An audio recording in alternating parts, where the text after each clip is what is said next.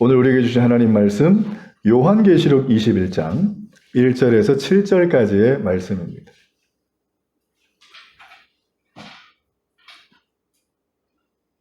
다 찾으셨어요? 네, 다 찾으신 줄 알고 저와 여러분이 한 절씩 읽도록 하겠습니다. 또 내가 새 하늘과 새 땅을 보니 처음 하늘과 처음 땅이 없어졌고 바다도 다시 있지 않더라.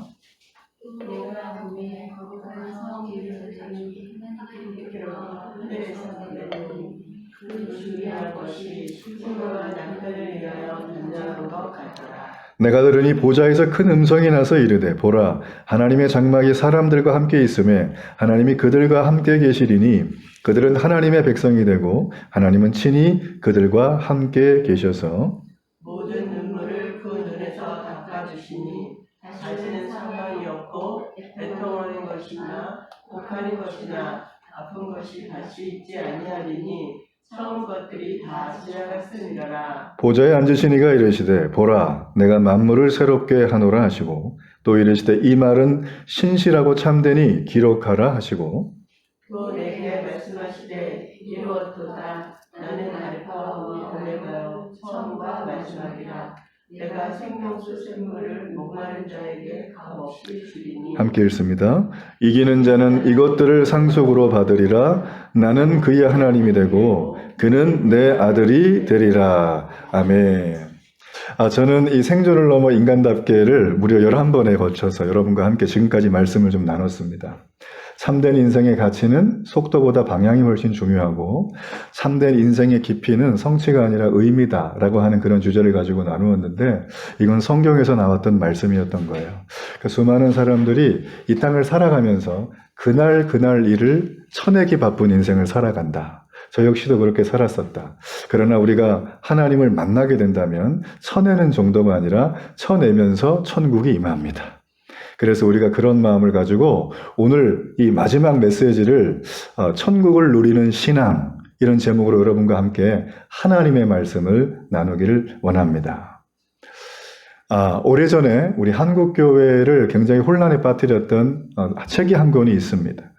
내가 본 천국이라는 책이었죠. 이 책의 저자는 책 내용 속에서 5일 동안 자기가 천국을 갔는데 무려 100가지의 계시를 받고 왔다고 주장을 합니다. 그런데 여러 가지 정황상 이렇게 가만히 바라볼 때 문제가 상당히 많았어요. 그 밖에도 많은 분들이 천국을 방문하고 왔다 이렇게 하면서 쓴 책들이 많이 있는데 대부분 다 그 여러 가지 일들로 인해 소란이 좀 있었지만 결론부터 말씀을 드리면 전부 다 본인들이 봤다고 주장만 하는 거예요. 근거가 없어요. 그래서 우리가 하나님의 사람들에게 있어서 정말 중요한 것 중에 하나가 무엇이냐면 성경이 말하고 있는 그 지점까지 우리는 가야 합니다. 그리고 거기까지 믿는 거예요. 그래서 하나님은 우리를 바라볼 때 그분은 심술궂은 고약한 분이 아니라 너무나 좋으신 분이기 때문에 하나님은 우리가 이 땅을 살아가며 꼭 필요한 것들을 구해서 주지 않으시고 이미 성경에다 기록을 해놓으셨어요.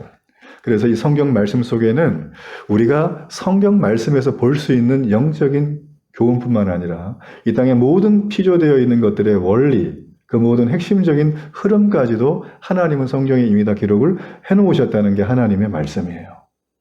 그러니까 성경이 말하지 않는 부분까지 나가려고 우리가 날마다 바라보지 말고 성경에서 말하는 부분 있죠? 이걸 정확하게 아는 것이 은혜로운 신앙생활의 첫걸음이 될 것입니다.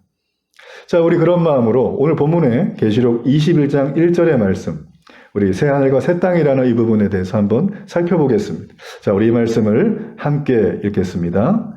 또 내가 새 하늘과 새 땅을 보니 처음 하늘과 처음 땅이 없어졌고 바다도 다시 있지 않더라. 이 새 하늘과 새 땅이라는 말은 신천신지란 말입니다. 신천신지 줄이면 신천지. 많이 들어보셨죠? 이 동네도 신천지 복음방이 있습니다. 걸리니까 또 딴 데도 오픈하고 막 그랬어요. 저 건너편에도 보면 다락방 이런 데가 또 있습니다. 그러니까 이 백옷이라고 하는 지역에서도 이단들이 여전히 출몰을 하고 있고요. 그래서 이 새하늘과 새 땅이란 말을 제가 오늘 이 말씀 1절을 보다가 왜 지금 이 말씀을 드리냐면 우리 주변에는 본질을 희화화시키는 무리들이 굉장히 많다. 하나님의 말씀이 본질이기 때문에 여러분 가만히 보시면 다른 종교에도 그 종교에서 파생된 사이비 이단들이 있습니다. 그렇지만 기독교는 압도적으로 많습니다. 이유가 무엇일까요? 진짜이기 때문이에요. 원래 진짜는, 오리지널리티는 짝퉁이 많아요. 그죠? 우리가 나이키를 신어야지 나이스를 신으면 또 안 되잖아요. 그죠? 그런 거라는 거예요. 그래서 여기 보면 새하늘과 새 땅이라는 이 말이 굉장히 중요한데, 이게 헬라어로 카이노스라는 말이에요. 근데 이 말은 한마디로 말하면 새롭다라는 뜻입니다. 우리 새로운 시작이잖아요. 그죠? 올해 표어가. 이 새롭다는 게 그냥 어느 정도 새로운 게 아니라 근본부터 완전히 새로운 거를 말하는 거죠. 그래서 천국을 볼 수 있는 것, 천국을 이해하려면 우리가 지금 살고 있는 이 땅과 이 곳에, 이 하늘의 사고방식을 가지고는 천국을 볼 수가 없고, 새하늘과 새 땅의 사고방식으로 천국을 봐야지만 천국이 내 마음에 들어온다고 하는 것이죠. 여러분 한번 생각해 보셨어요? 하나님의 새 예루살렘성, 새 하늘과 새 땅이 이 땅에 임하잖아요. 그죠? 그러면 지구는 어떻게 되겠습니까? 지금 우리가 살고 있는. 어떤 분은 지구 멸절설을 얘기하기도 해요. 새로운 지구가 만들어진다. 아니다, 어떤 분은 고쳤을 거다. 이런 얘기도 하십니다. 근데 여러분 계시록을 유심히 바라보면 고쳐 쓴다, 멸절한다 이런 얘기는 한 군데도 없습니다. 오늘 말씀 금방 하셨죠. 지금 우리가 살고 있는 데는 옛 하늘이고 옛 땅이에요. 이거를 완전히 다 밀어내시고 하나님께서 처음 하늘과 처음 땅을 완전히 없애시고 여기에 새 하늘과 새 땅이 재창조된다고 하셨어요.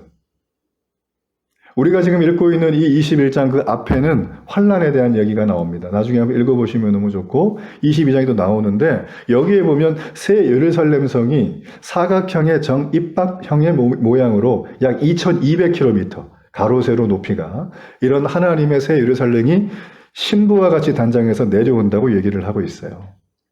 그러니까 이 천국에 대한 얘기를 할 때 성경은 우리가 생각하고 있는 상상 그 이상이에요. 완전히 다른 거예요. 지금까지 단 한 번도 보지 못한 재료와 종류를 가지고 새 창조에 걸맞는, 재창조에 걸맞는 그런 걸로 우리에게 오는 게 천국이라는 거죠. 그럼 도대체 하나님은 왜 이렇게까지 천국에 대해서 재창조된 모습으로 우리에게 보여주실까? 그건 아주 간단합니다.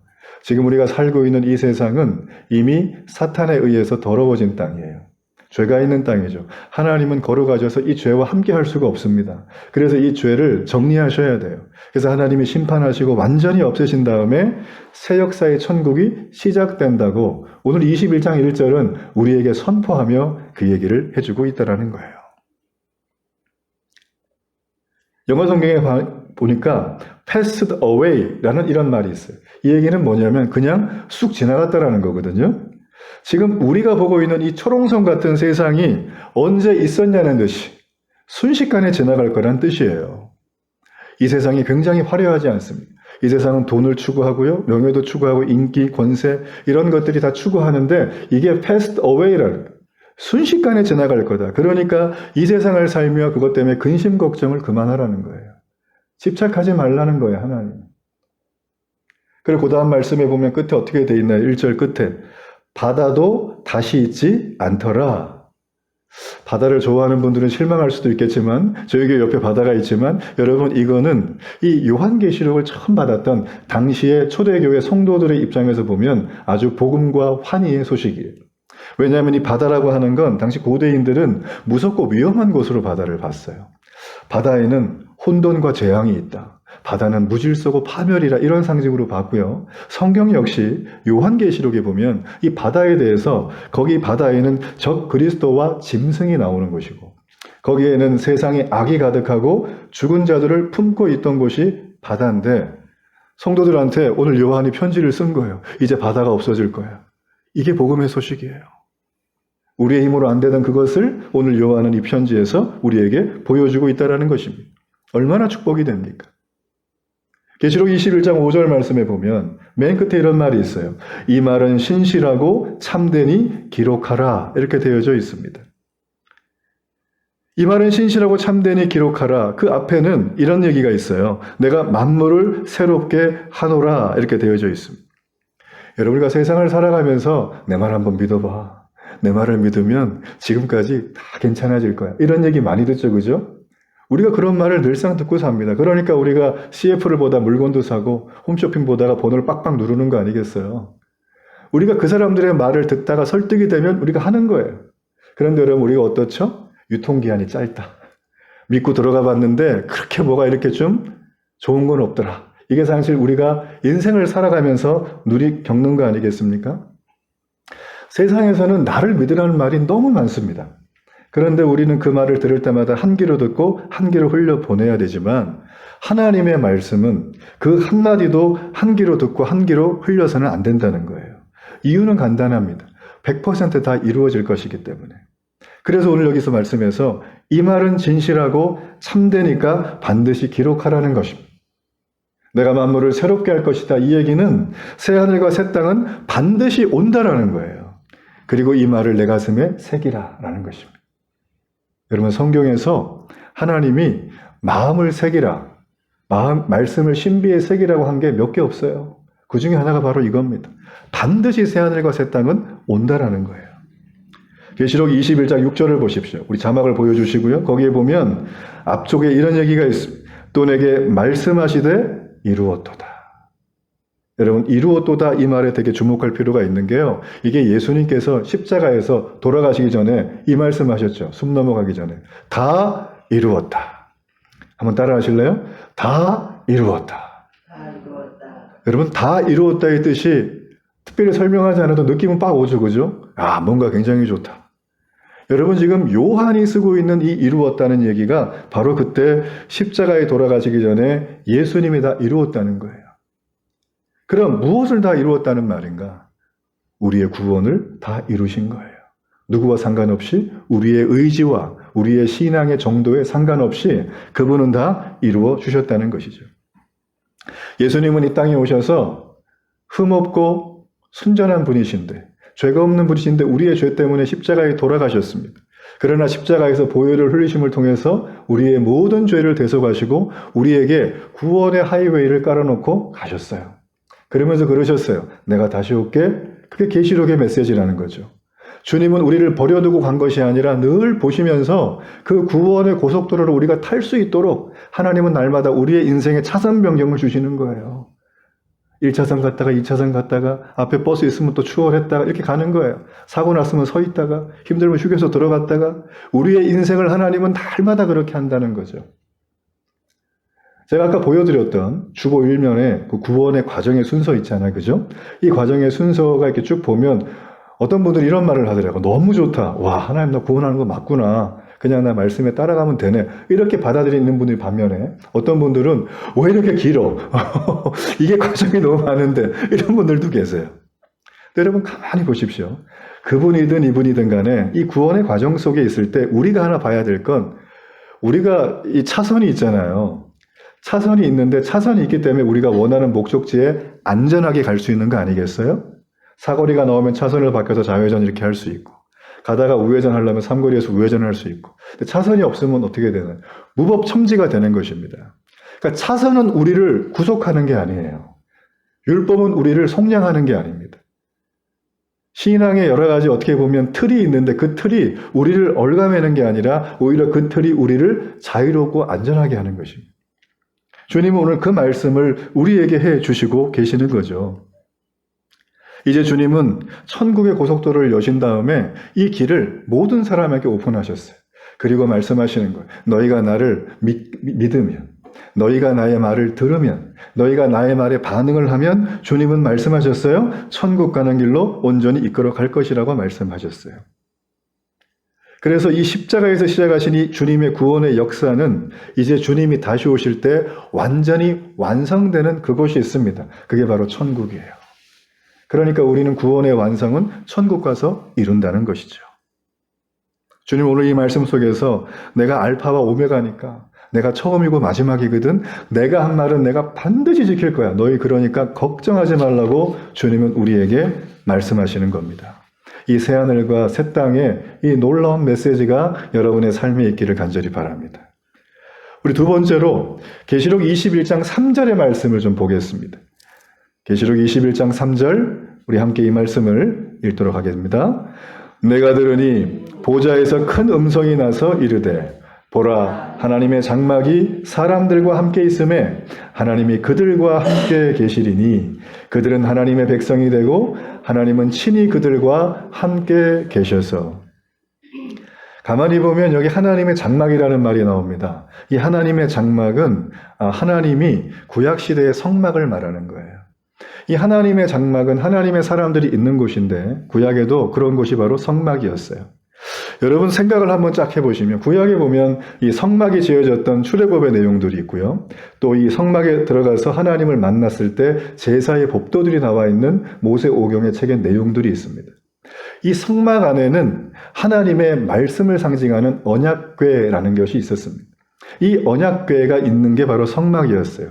그래서 이 계시록에서 요한은 하나님의 장막이라고 말을 하면서 그 언약궤를 말하는 거죠. 우리말로 하면 하나님의 말씀, 하나님이 임재하고 계신다라고 하는 상징적인 표현으로 지금 이 말을 쓰고 있는 것입니다. 출애굽 시대에 광야에서 200만이 넘는 사람들이 얼마나 낮에 덥습니까? 밤에는 영하로 떨어지고, 근데 여러분 광야는 우리가 뭐 자료면 보셔서 아시겠지만 아무것도 사람이 살 수 있는 생존 환경이 안 돼요. 너무 덥고요. 그리고 거기에는 뭐 맹금류가 너무나 많습니다. 그러니까 삶을 살아가기가 매우 어렵고 척박한 곳이 광야라는 거죠. 그런데 이 광야의 낮에는 하나님께서 시원하게 구름 기둥을 주시고요. 밤에는 불 기둥을 주셔서 그들을 전부 다 보호해 주셨어요. 근데 하나님이 광야를 이끌어갈 때 하나 결정적으로 중요한 세팅을 하나 하신 게 있습니다. 200만이나 되는 사람들이 어느 한 기준점으로 해서 십자가 정방향으로 여기 세 지파, 여기 세 지파, 여기 세 지파, 여기 세 지파, 도합 12지파가 딱 모여요. 그 가운데 뭐가 있냐면 성막이 있는 거예요. 그러니까 이분들은 아침에 굿모닝 하면서 인사하고 딱 보면 내 눈에 성막이 딱 보이는 거예요. 그리고 자기 전에도 성막을 딱 보고 자는 거예요. 여러분 그건 뭔가요? 하나님이 나와 함께 한다는 걸 눈으로 보고 자는 거예요, 이 사람들은. 그렇죠? 그리고 그들은 그 하나님의 놀라운 임재 속에 거하면서 하나님이 나와 함께 하시는구나. 하나님이 나와 동행하시는구나. 이게 무슨 딴 나라 이웃 나라 얘기가 아니라 나의 삶에 실제로 날마다 이렇게 경험을 하게 되니까 이분들의 신앙이 날로 자라는 것입니다. 그래서 구름 기둥이 아침에 이렇게 떠가지고 쭉 이렇게 움직이면 그때부터 막 준비해가지고 따라가는 거예요. 성막과 함께 움직이면 하나님이 동행하시는구나 이걸 알았고 그들을 어디를 가든지 그들은 전혀 상관이 없는 삶을 살았다. 여러분 이 땅에 사는 삶 동안 하나님의 성막, 하나님의 임재가 이 정도인데 천국 가면 어떻겠어요? 천국 가면 영광이 충만하지 않겠습니까? 하나님의 임재와 하나님의 동행이 우리를 완전히 덮지 않겠어요? 그런 의미로 오늘 계시록에서 이 요한은 이 3절에서 3번이나 얘기합니다. 하나님이 계신다. 하나님이 너희와 함께 할 거야. 이 얘기를 연달아 3번이나 하면서 천국에 대해서 요한은 지금 말을 해주고 있는 거예요. 우리가 왜 천국을 가고 싶어요? 거기는 시설이 좋은 곳이라서? 거기는 스위트홈이니까? 거기 가면 금은보화가 다 내 거니까? 아니에요. 거기에는 영원토록 우리와 함께 하시는 하나님의 임재와 영광이 있는 곳이에요. 거기에는 천국의 24장로들이 날마다 나팔 불며 우리 이 땅에 들림받은 모든 믿음의 구원의 성도들과 함께 하나님을 예배하는 천사장의 나팔 소리와 함께 찬미와 예배가 끊이지 않는 곳입니다. 물론 우리도 이 땅을 살아가면서 천국을 경험하죠. 하나님의 임재를 경험하게 됩니다. 그러나 우리가 이 땅을 살아가면서 체험하는 주님의 임재는 굉장히 부분적이고 제한적일 때가 많습니다. 그리고 끊어질 때가 굉장히 많아요. 이유는 간단합니다. 이 땅은 여전히 죄의 저주를 받고 있기 때문에. 뿐만 아니라 사탄이 우리를 계속 방해하기 때문이에요. 오늘도 가만히 보시면 지금 이 자리에 듬성듬성한데요. 더 오셔야 될 분들이 못 오셨어요. 이게 지금 여러분 제가 예배하면서 늘 느끼는 건데 영적인 전쟁 얘기를 하거나 지옥과 사탄 얘기를 하거나 천국 얘기를 하면 여지없어요. 그 주간은. 왜 그런지 모르겠어요. 전 이게 죄의 저주라고 생각해요. 우리는 이 저주에 노란하면 안 됩니다. 주님은 이 땅에 오셔서 이 모든 어둠의 권세, 죄의 권세를 전부 다 심판해 버리셨어요. 그러면서 우리에게 간헐적으로 들리던 것들을 주님이 오시며 주님을 바라보는 사람에겐 날마다 24시간 열어주시는 거예요. 영적인 광맥이 열린 것입니다. 5G로 한라인이 열려가지고 주님 앞에 그냥 문자 보내면 바로 대답하시는 거예요. 여러분 이걸 누려야 되지 않겠습니까? 그래서 그 주님의 나라는 이 땅의 나라와 비교도 안 되는 것입니다. 하나님의 임재를 갈망하지 않아도 돼요. 거기에는 태양이 필요 없대요. 말씀해 보면. 왜냐하면 하나님 자체가 영광이고 빛이에요. 자체 발광. 그분은 선샤인이에요. 그분은 그냥 우리에게 모든 걸 다 보여주는 거예요. 그러니까 그분의 영광의 강체 때문에 우리가 몸둘 바를 모르고 엎드리지만 너무 기쁜 거예요. 그분을 섬기는 것이. 어떤 분들은 천국에서 영원히 산다고 그러니까 목사님 좀 지루하지 않을까요? 이런 얘기를 하는 분들이 있는데 여러분 가만히 한번 잘 들어보세요. 정말 내가 무서워하는 선배와 1분 동안 같이 있는 게 10시간처럼 느껴지잖아요. 근데 내가 정말 사랑하는 사람과 10시간 있어도 1분밖에 안 느껴져요. 시간은 상대적인 겁니다. 누구와 어느 곳에 있느냐에 따라 가지고 시간이 달라요, 느낌이. 마찬가지로 천국이 그런 곳 아니겠어요? 천국은 정말 내가 사랑하는 주님과 함께 영원히 함께 살면서 교제하며 살기 때문에 우리가 날마다 하프 뜯으면서 지루한 그런 곳이 아니에요. 천국은 지루함도 외로움도 없습니다. 천국은 그 자체로 완전한 하나님의 은혜의 사랑의 샘물이 흘러넘치는 곳이에요. 예전에 제가 만났던 어떤 분은 저랑 성경 공부를 하다가 이런 얘기를 하셨어요. 목사님, 저는 세기말 예언을 믿어요. 그러는 거예요. 세기말 예언. 여러분 기억나시죠? 세기말 예언, 노스트라다무스의 예언이라든지, 마야 문명의 예언이라든지, 1992년의 시한부 종말론이라든지, 이런 것들을 이분이 겪어오면서, 야, 죽으면 지옥 갈지도 모르겠다. 이 생각을 하셨어요. 그래갖고 자기는 천국 가고 싶대. 그분은 지옥 가기 싫기 때문에 천국 가려는 마음이 생겼던 분이고요. 천국에 대해서 궁금해하는 거예요. 저랑 같이 성경 공부한 거예요. 그래서 같이. 네. 지금은 아주 믿음 좋은 신실한 성도가 되셨어요. 여러분 보십시오. 우리가 이 땅을 살아가면서 하나님이 함께하지 않는 곳이 모든 곳이 다 지옥인 거예요. 그래서 지옥은 나중에 받는 데가 아니라 지금 이미 우리가 심판을 당하고 있는 중이라는 것입니다. 여러분의 삶을 여러분이 잘 준비해서 살죠. 너무 귀한 일입니다. 그러나 그것을 해나갈 때 마음 한구석에 날마다 불안함이 좀 있고 마음속에 고통이 있고 여전히 내게 슬픔이 있고 내 발목을 잡고 있다면 여러분 그거는 지옥이에요. 그걸 주님께 내놔야 돼요. 기도는 그런 걸 하는 것입니다. 여러분 하나님이 여러분과 함께 하기를 주의 이름으로 축복합니다. 우리 계시록 21장 4절의 말씀을 함께 읽어보도록 하겠습니다. 모든 눈물을 그 눈에서 닦아주시니 다시는 사망이 없고 애통하는 것이나 곡하는 것이나 아픈 것이 다시 있지 아니하리니 처음 것들이 다 지나갔음이러라. 이 말씀을 제가 병원 가면은 우리 환우들과 함께 자주 나눴던 말씀이에요. 왜 그렇게 아픈 분들이 많은지 병원 가면 전부 다 아파요. 그래가지고 그분들하고 대화 나누잖아요. 그래서 예전에는 막 승리하자 그러고 했는데 제가 이 계시록 말씀 나누면서 되게 많이 위로를 받으시더라고요. 네. 여기 말씀해 보면 어떻게 되어 있습니까? 모든 눈물을 그 눈에서 닦아주신다고 하셨어요, 주님이.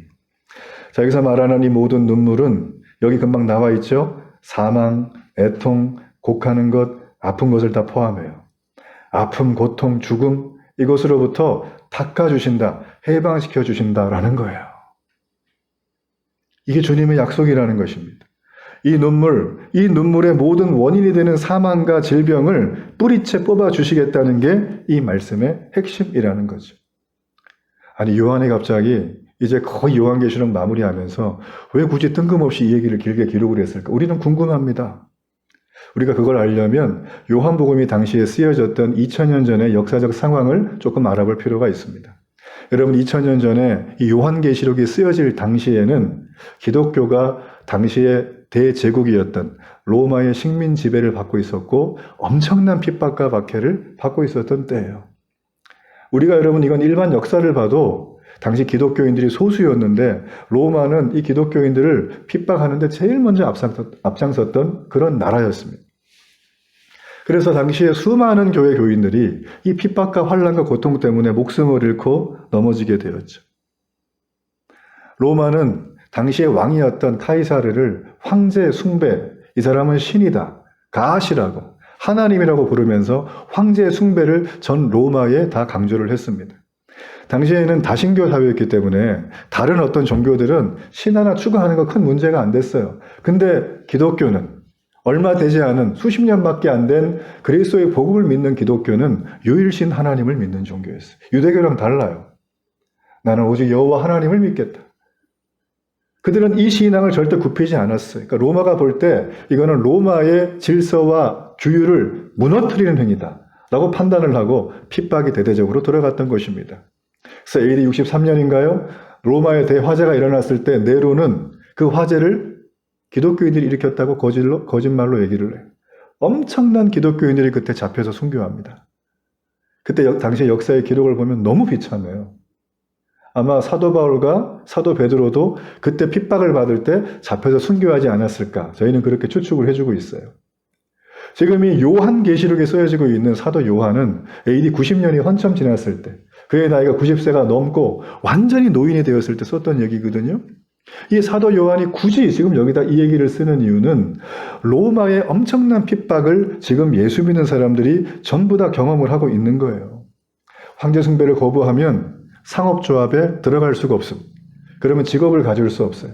우리 애가 열심히 공부해가지고 이제 취직을 하려면 취직이 안 되는 거예요. 우리 애가 학교를 가면 날마다 왕따를 당하고, 지나가면 돌을 맞고, 집안에 가면 집안에 막 테러를 당하고, 뿐만 아니라 먹을 게 이제 없어지니까 처자식이 굶는 일까지 비일비재로 벌어졌던 게 당시 상황이었어요. 더 가슴 아픈 일은 내가 예수 믿는 집안이라고 우리의 형제를, 우리의 친척을, 가족들을 다 잡아다가 감옥에 놓고 고문하고 심지어는 처형했기 때문에 당시 예수님을 믿었던 기독교인들은 눈에 눈물이 마를 날이 없었어요. 너무 고통스러웠어요. 그런 그들에게 오늘 주님은 요한에게 환상을 보여주면서, 어떤 환상이요? 천국의 환상을 보여주면서 이렇게 말씀하시는 거예요. 얘들아, 힘들지? 내가 눈물 닦아줄게. 서러워하지 마라. 내가 천국에 오면 너희들의 이 모든 눈물을 다 닦아줄 것이다. 주님은 그렇게 이 땅의 모든 눈물이 완전히 사라지는 곳이 천국이라는 소망을 이들에게 준 것입니다. 여러분도 이 소망을 품기를 주의 이름으로 축복합니다. 지난 100수십 년 전에 이 대한민국에 하나님의 복음이 들어왔을 때, 여러분, 우리 당시 구한말 우리 대한민국의 상황은 절대 녹록하지가 않았어요. 수많은 외세의 열강의 틈바구니 속에서 외교도 부실하고 내분도 일어나고 부정부패도 있고 또 일본의 강압적인 아주 야욕이 들끓던 그런 시대였기 때문에 당시에 이 조선 땅에서, 이 구한말 이 대한민국 땅에서 수많은 사람들이 예수님을 믿고 사는 게, 이거는 뭐 그냥 거의 지옥을 걸어가는 거였어요. 너무너무나 고통스럽고 가난하고 힘들었던 그런 곳이었습니다. 뿐만 아니라 일반 백성들 역시 이 가난과 질병과 핍박 속에서 너무나 어려움을 당했었죠. 학자들에 의하면, 여러분 보릿고개 들어보셨어요? 여기 보릿고개 세대 있으십니까? 있다고 하시면 안 돼요. 나이가 나오기 때문에. 없다고 막 이렇게 저랑 눈을 안 맞추고 이렇게. 저도 저희 아버님한테 들었는데 이 보릿고개가 아주 극심했다는 거예요, 진짜. 그래서 이 보릿고개를 잘못 넘겨가지고 죽는 분이 많았대요, 옛날에는. 근데 대한민국 통계를 보면 이 보릿고개가 완전히 종식된 게 아마 88 서울올림픽을 기점으로 해가지고 종식이 됐을 것이다. 많은 학자들이 그렇게 얘기를 합니다. 한번 보십시오. 우리 부모님 세대까지 너무 가난하고 힘들고 어려웠던 시절을 보내면서 슬픔과 질병을 이겨내야 되는데 이분들이 어떻게 이겨냈냐면 바로 이 천국 신앙이었어요. 이 천국을 바라보는 간절한 믿음의 신앙, 그 천국 신앙이 있었기 때문에 우리는 그 어려운 시절을 넉넉히 이겨올 수 있었던 거죠. 대한민국 교회가 지난 100여 년 전에 아주 화산처럼 대부흥과 폭발이 일었던 때가 있습니다. 그게 바로 1907년 평양에 불었던 대부흥이었어요. 이 평양 대부흥 운동은 전 세계 기독교 역사에 기록이 될 만큼 엄청난 부흥이었습니다. 당시에 부흥의 진원지였던 평양이 어느 정도였냐면 주일이 되잖아요. 그러면 길거리에 사람이 없으니까 가게가 다 문을 닫아요. 그 주일날엔 장사를 아무도 안 해요. 뿐만 아니라 돈을 빌려가서 안 갚은 사람이 돈을 스스로 와가지고 이자 쳐서 갚고, 다른 사람을 헐뜯었던 사람이 와가지고 무릎을 꿇고 내가 죄인이라고 제패를 쓰고 이렇게 무릎을 꿇고 앉아가지고 당신한테 거짓말한 게 3가지가 있는데 너무나 미안하다. 내가 당신을 모함하고 조롱한 걸 너무나 미안하다. 회개를 하는 거예요. 집 나간 애들이 돌아오고 집 나간 남편이 돌아오고 이런 일들이 평양 그 수만 명이 사는 그 동네에 삽시간에 벌어지게 된 거예요. 그래서 평양에 당시에 도둑이 없었어요. 기록에 보면. 부흥기가 임했을 때. 여러분, 대한민국이 그렇게 하나님께서 주셨던 엄청난 부흥을 가지고 6.25를 이기고 지금까지 왔던 나라거든요. 그런데 요즘을 가만히 한번 바라보십시오. 엄청난 부흥을 겪었던 이 대한민국이 지금 요즘 많은 사람들이 이 주변을 바라보면 그냥 살만하니까, 그죠? 이 땅을 천국 삼아서 좀 더 살아보고 싶은 분들이 너무나 많은 것 같아요. 너무나 안타까워요. 어떤 분들은 자기가 받은 복이 좀 있는데 이걸 좀 더 누려보고 싶다. 주님이 천국 빨리 와라 그래도 주님 제가 1년만 더 있다 갈게요. 이렇게 하시는 분들이 있어요. 저 같으면 빨리 갈 텐데. 안 그렇습니까? 네. 그러다 보니까 저는 이 한국교회가 너무나 힘들고 핍박당하고 가난과 질병이 들끓었던 예전에 그때는 하나님의 말씀이 흥왕하고 모든 사람들이 믿음으로 살고 이 모든 걸 이겨나가고 있었는데 지금은 한국교회 영적 수준이 완전 내리막길이에요. 저를 포함해서. 네? 한국교회 침체기는 저는 88 올림픽 이후부터 지금까지 온다고 생각을 합니다. 천국을 갈망하던 신앙이, 하나님을 바라보던 그 갈망하던 신앙이 이 땅의 유혹과 핍박을 담대히 이겨냈던 그 불굴의 신앙들이 이 땅을 사랑하게 되면서 내 천국 신앙이 점점 시들해지고 내 마음에 침체가 오게 된 거예요. 여러분들은 지금 무엇을 사랑하고 있습니까? 여러분들은 지금 사랑하고 있는 게 과연 어떤 게 있습니까? 저는 그걸 알 수 없지만 전 여러분이 천국 신앙에 방해가 된다면 깨끗하게 주님께 드리기를 주의 이름으로 축복합니다. 그리스도인의 진짜 복은요, 천국을 가야 정산이 돼요. 우리는 이 땅에서 주님 좀 땡겨주시죠 해가지고 퇴직금 정산을 할 수가 없어요. 우리는 이 땅에서 하나님이 주시는 완전한 은혜와 십자가의 복 앞에서 이미 복을 다 받았어요. 그리고 그 복을 우리는 이 땅을 가면서 배상을 받고 살겠다가 아니라 그냥 살아가면 하나님이 다 알아서 줘요. 안 구해도 줘요. 다 주십니다, 하나님은. 그래서 주님은 우리에게 이 땅에 정체성을 부여하셨는데 너는 이 땅의 나그네다. 너는 이 땅에 여행객으로 왔다. 너는 이 땅에 이제 천국행 기차가 오면 표를 뜯고 기다리다가 그걸 탑승하면 된다. 주님은 우리에게 아주 심플하게 살기를 원하시는 거예요. 아주 단정하게, 단아하게. 주님은 그래서 우리가 그 삶을 살아가며 이 하늘의 영원한 은혜를 갈망하며 살기를 주님이 우리에게 촉구하시는 것이죠. 전 여러분이 이런 놀라운 하나님의 은혜 가운데 거하길 주의 이름으로 축복합니다. 우리 마지막으로 21장 7절의 말씀을 우리 함께 읽어보도록 하겠습니다. 이기는 자는 이것들을 상속으로 받으리라. 나는 그의 하나님이 되고 그는 내 아들이 되리라. 마지막으로 이 천국에 대해서 얘기를 하고 있는데 이기는 자들에게 상 주는 곳이다 이렇게 말을 하고 있습니다. 여러분 지금까지 제가 천국에 대한 얘기를 쭉 했잖아요. 그죠? 아마 여러분이 생각하는 천국과 굉장히 내용이 좀 다를 겁니다. 어떤 부분은. 여러분 천국 하면 여러분의 마음속에 드는 지금 이미지 딱 하나만 한번 떠올려 보세요. 그리고 이 얘기를 오늘 좀 말씀을 마무리하는 내용을 함께 들어보시면 좋겠어요. 자, 여기 7절에 보니까 이기는 자라는 얘기가 나오잖아요. 이게 계시록에 보면 제일 앞쪽에 7 교회들에게 편지를 먼저 쓰는 게 나옵니다. 이 7 교회 편지의 내용에 계속 반복되는 단어가 있어요. 그 단어가 바로 이기는 자라는 단어예요. 이 단어는 일반적인 용어가 아니라 군사 용어인데 쉽게 말하자면 너의 뜻과 상관없이 전투가 계속 될 텐데 반드시 승리하라는 거예요. 주님의 명령이에요. 이게 군사 용어니까. 우리가 천국 가서 만날 거긴 하지만 이 땅에 발을 딛고 사는 한 하나님의 자녀들은 그리스도의 군대가 돼서 늘 전투를 치러야 된다라는 것이고 그 전투에서 반드시 이기라고 주님은 우리에게 말씀하고 계시는 거예요. 우리가 늘 경험하죠. 이 땅을 살아가면서 내 뜻대로 안 되는 게 너무 많습니다. 내 약점이 늘 드러나고 내가 수치를 당할 때도 있어요. 저도 늘 경험하는 거예요. 여러분 그럴 때마다 우리는 날마다 하나님 앞에 주님 저를 왜 이 정도만 만드셔가지고 만들려면 좀 손흥민처럼 만들든지 아니면 좀 탁월한 천재처럼 만들어가지고 오펜하이머처럼 만들어가지고 나라를 좀 구해보든지 뭐 이렇게 하면 좋은데 그렇잖아요. 그죠? 우리 수준과 실력이 너무 부족한 걸 형편이 안 되는 걸 제가 너무 잘 알아요. 근데 여러분 이거를 사탄도 알아요. 데일리 교회의 부족하고 약점을 사탄은 압니다. 여러분의 약점을 사탄은 압니다. 그러니까 그 사탄이 공격해 올 때는 대충 오는 게 아니에요. 철저한 준비를 해서 전략을 짜서 우리에게 덤비는 거예요. 그럼 우리가 가만히 있으면 되겠습니까? 판판이 넘어지게 되어지는 것이죠. 지상의 모든 성도들과 교회들이 날마다 쉽지 않은 영적 전쟁을 치르는 이유가 바로 이겁니다. 주님은 이걸 아셨고 우리에게 당부하셨고 명령까지 하셨어요. 반드시 이기라. 반드시 이기라는 거예요. 승리하는 스포츠 팀들을 가만히 보면 이분들이 이제 경기가 이긴 다음에 라카룸에서 쉬잖아요. 가만히 보면 이분들이 이렇게 막 유니폼을 벗으면 온몸에 상처 투성이에요. 막 멍투성이, 막 꼬맨데, 부러진데, 뼈가 튀어나온데, 우그러진데, 햇빛에 그을린데 투성이라는 것입니다. 그분들 그걸 바라보면서 아이고 힘들어 이게 아니라 영광의 상처, 승리의 상처로 바라보는 겁니다. 그분들은 이기기 위해서 그 상처를 감내하는 거예요. 그리고 다음 경기에 나가서 이기고, 다음 경기에 나가서 이기면서 그들의 삶을 계속 이어가는 거죠. 스포츠 경기는 한번 지면 다음 경기가 있어요. 그러나 전쟁은 지면 다 죽어요.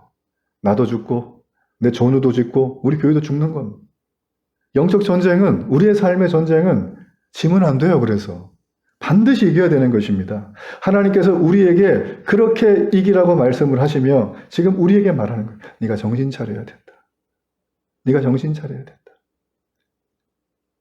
그러면서 이렇게 얘기하시죠. 이 땅에서 우리의 하루하루의 삶을 아주 성실하게 내게 주어진 싸움에서 승리하기를 원한다라고 주님 우리에게 말씀하고 계세요.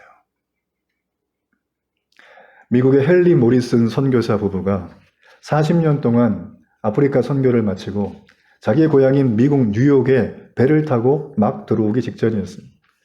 근데 그 배에는 당시에 루즈벨트 대통령이 아프리카에서 사냥 휴가를 끝내고 돌아오던 길이었어요. 뉴욕 항구에는 엄청난 군악대들과 많은 군인들과 환호하는 행렬들이 서서 레드카펫을 깔고 그 대통령을 맞이하려고 음악을 울리면서 막 퍼레이드를 하고 있었던 거예요. 대통령이 도착했을 때 그 퍼레이드는 절정에 이르렀고 이제 대통령이 다 내리고 가니까 군악대도 철수하고 카펫도 거치고 퍼레이드도 끝나고 이제 아무도 환영하는 사람이 없는 그 개찰구를 이 헨리 모리슨 선교사 부부는 터벅터벅 걸어 나오면서 그가 하나님 앞에 이런 불평을 하는 거예요. 하나님, 제가 당신을 위해서 40년을 아프리카에서 목숨을 걸고 일을 하고 왔는데 어떻게 환영하는 사람이 단 한 명도 없습니까? 이거 너무하지 않습니까? 그랬더니 하나님이 헨리 모리슨 선교사에게 이런 말씀을 하시는 거예요. 헨리야, 너는 아직 나의 본향 천국에 오지 않았다. 천국에 오면 내가 24장로들과 함께 천군 천사와 함께 가서 호령하며 너에게 구원의 나팔, 승리의 나팔을 불어줄 거다. 이런 말씀을 하신 거예요. 주 안에 사랑하는 여러분, 우리의 삶은 이 모리슨 선교사처럼 아무도 알아주지 않을 때가 매우 많습니다. 내가 교회를 열심히 섬기고 내가 주님 앞에 말씀을 배우고 기도하며 삶을 살아가고 내 인생의 결단에 아주 크리티컬한 시간 속에 내 뜻대로 선택을 하며 하나님의 뜻대로 선택을 하며 이 모든 걸 살아가지만 아무도 우리를 알아주지 않아요. 무척 외롭습니다. 이 선교사님 부부의 얘기뿐만 아니라 우리의 삶 자체가 그럴 거예요.